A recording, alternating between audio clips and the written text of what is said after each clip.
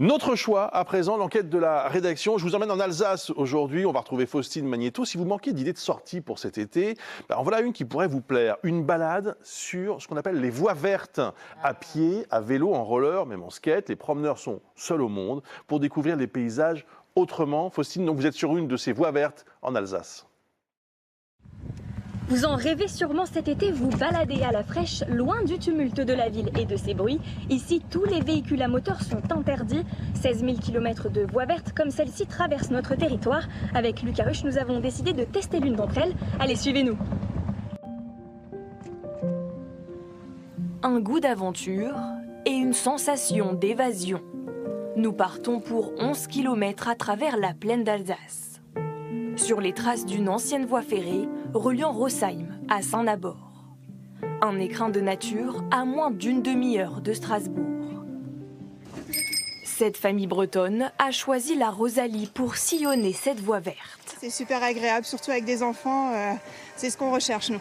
Il n'y a pas de voiture, on est un peu tout seul. Du coup, on peut plus facilement avancer. Ça permet de se promener tout en faisant un petit peu de sport.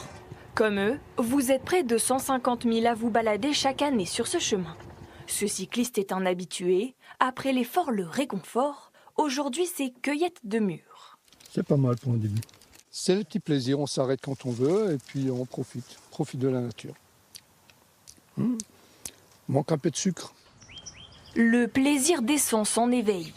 Ici, pas de bruit ni d'odeur d'essence. Les véhicules motorisés sont interdits. On se sent vraiment en sécurité, on n'a pas peur des voitures et c'est génial. Il y a plus d'un siècle, ce sont les trains qu'on entendait. Les vestiges de ce passé bordent encore le chemin, comme avec ce rail ou ce panneau de signalisation. Transformé en voie verte, le tracé connaît aujourd'hui un nouveau souffle. Forcément, on a perdu un tout petit peu de biodiversité en goudronnant, mais on a mis en place différents aménagements pour avoir une multitude de milieux comme ça qui soient favorables au maximum d'espèces. Donc on a des nichoirs, on a des pierriers.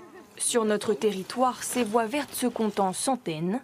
Dernière étape de notre périple, la carrière de Saint-Nabord.